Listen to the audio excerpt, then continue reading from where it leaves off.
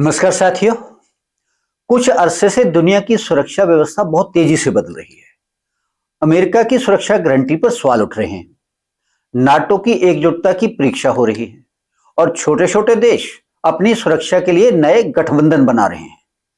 इसी बदलती हुई दुनिया के बीच सऊदी अरब, पाकिस्तान और तुर्की ने एक नया रक्षा समझौता किया है, जिसे मक्का डिफेंस पैक्ट कहा जा रहा है।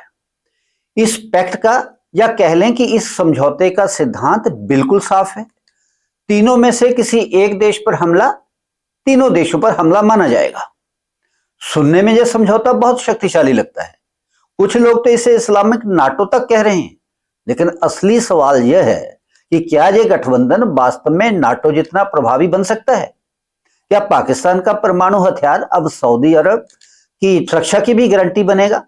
और सबसे महत्वपूर्ण सवाल, क्या भारत को इस नए गठबंधन से चिंतित होना चाहिए? क्या यह समझौता देर सवेर भारत के लिए बड़ा खतरा बन सकता है?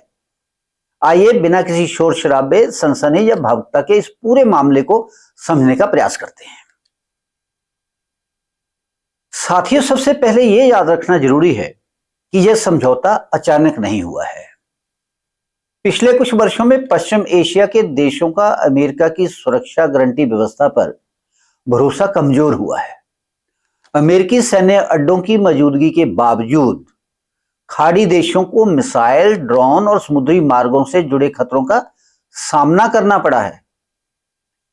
हाल ही में ईरान के साथ बढ़े तनाव ने तो इस असुरक्षा भावना को और गंभीर बना दिया। यूरोप में रूस और यूक्रेन के बीच चल रहे युद्ध ने दुनिया को यह दिखाया कि बड़े देशों के गठबंधन हथियार, पैसा और तकनीकी सहायता तो दे सकते हैं, लेकिन कोई भी देश दूसरे देश की लड़ाई में अपने सैनिक उतारने का जोखिम नहीं ले सकता। कोई तैयार नहीं है। यही कारण है कि अब दुनिया एक या दो बड़ी शक्तियों के भरोसे रहने की बजाय छोटे छोटे क्षेत्रीय गठबंधनों की ओर बढ़ रही है। मक्का डिफेंस पैक्ट भी इसी बदलती व्यवस्था का परिणाम है। इस गठबंधन में तीनों देश अपनी अपनी क्षमता लेकर आए हैं। सऊदी अरब के पास पैसा, तेल और क्षेत्रीय प्रभाव है। तुर्की के पास बड़ी सेना, आधुनिक रक्षा उद्योग और विशेष रूप से ड्रोन बनाने की क्षमता है। और पाकिस्तान के पास परमाणु हथियार है। कागज पर देखा जाए तो यह एक मजबूत गठबंधन दिखाई देता है, लेकिन किसी भी रक्षा गठबंधन की असली ताकत केवल उसकी घोषणा में नहीं होती। उसकी ताकत संयुक्त सैन्य कमान, साझा रणनीति, आपसी विश्वास, सैनिक तैयारी और संकट के समय वास्तव में कार्रवाई करने की राजनीतिक इच्छा से बनती है। दोस्तों, नाटो के पास दशकों से विकसित सैन्य ढांचा, साझा अभ्यास, कमान व्यवस्था और भारी संसाधन मौजूद हैं, लेकिन मक्का पैक्ट अभी अपनी शुरुआती अवस्था में है।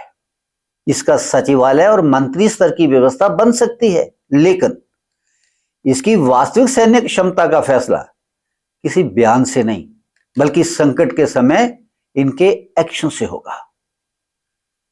मान लीजिए सऊदी अरब पर बड़ा हमला होता है, क्या पाकिस्तान तुरंत अपनी सेना भेज पाएगा? क्या तुर्की अपने दूसरे रणनीतिक और नाटो से जुड़े हितों को छोड़कर युद्ध में उतर जाएगा? इसी तरह यदि भारत और पाकिस्तान के बीच कोई संघर्ष होता है, तो क्या सऊदी अरब भारत जैसे बड़े आर्थिक साझेदार के विरुद्ध अपनी सेना भेजने का निर्णय आसानी से ले पाएगा? इन सवालों के उत्तर अभी तो स्पष्ट नहीं है। पाकिस्तान इस गठबंधन में परमाणु शक्ति होने के कारण सबसे ज्यादा चर्चा में है। ऐसी धारणा बनाई जा रही है कि पाकिस्तान सऊदी अरब और तुर्की को परमाणु सुरक्षा की छतरी दे सकता है, उसे डिफेंड कर सकता है। लेकिन जब तक समझौते से ऐसी व्यवस्था स्पष्ट रूप से सामने नहीं आती, इसे स्थापित तथ्य नहीं माना जा सकता, इस पे भरोसा नहीं किया जा सकता। दोस्तों, परमाणु हथियार किसी दूसरे देश को सुरक्षा देने का साधारण साधन नहीं होते। इसके लिए नियंत्रण, जवाबदेही और इस्तेमाल की परिस्थितियों पर बेहद स्पष्ट व्यवस्था चाहिए। पाकिस्तान की अपनी परेशानियां भी कम नहीं है। उसकी अर्थव्यवस्था बहुत दबाव में है। बलूचिस्तान और खैबर पख्तूनख्वा में सुरक्षा चुनौतियां बनी हुई हैं तथा अफगानिस्तान के साथ उसका तनाव भी लगातार सामने आता रहता है।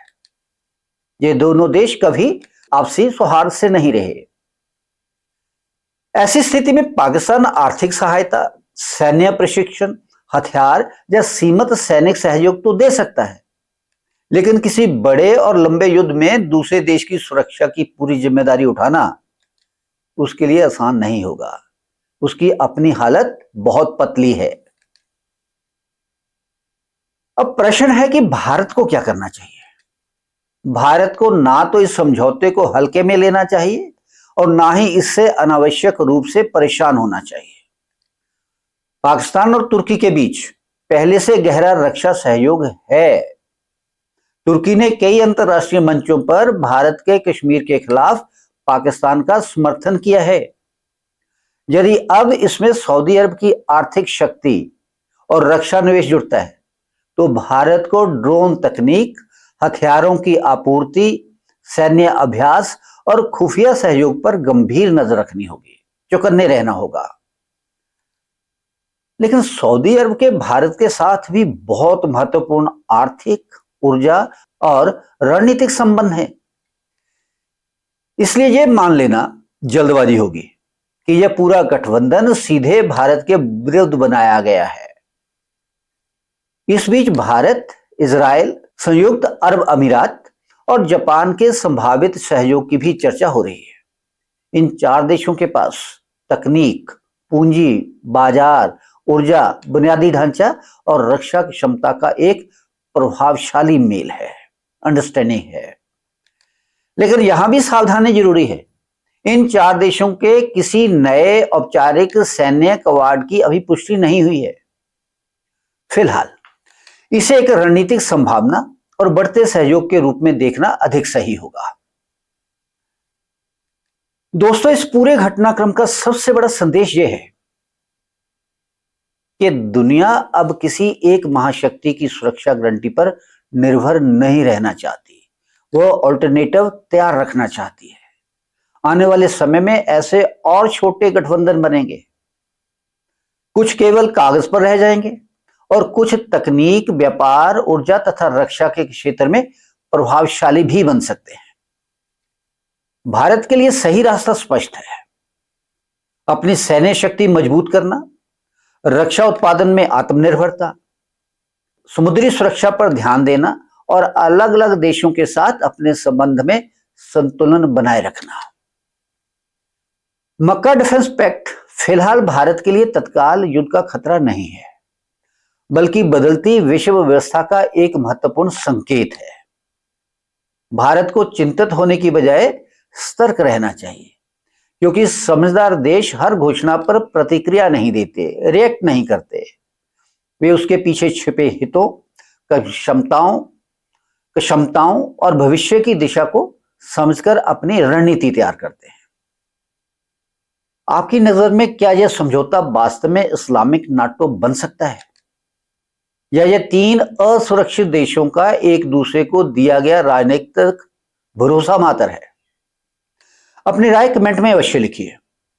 अगर आपको विश्लेषण पसंद आया हो तो वीडियो को लाइक, शेयर और चैनल को सब्सक्राइब जरूर करें। मिलते हैं अगले वीडियो में एक नए विश्लेषण के साथ। तब तक के लिए धन्यवाद। जय हिंद, जय भारत।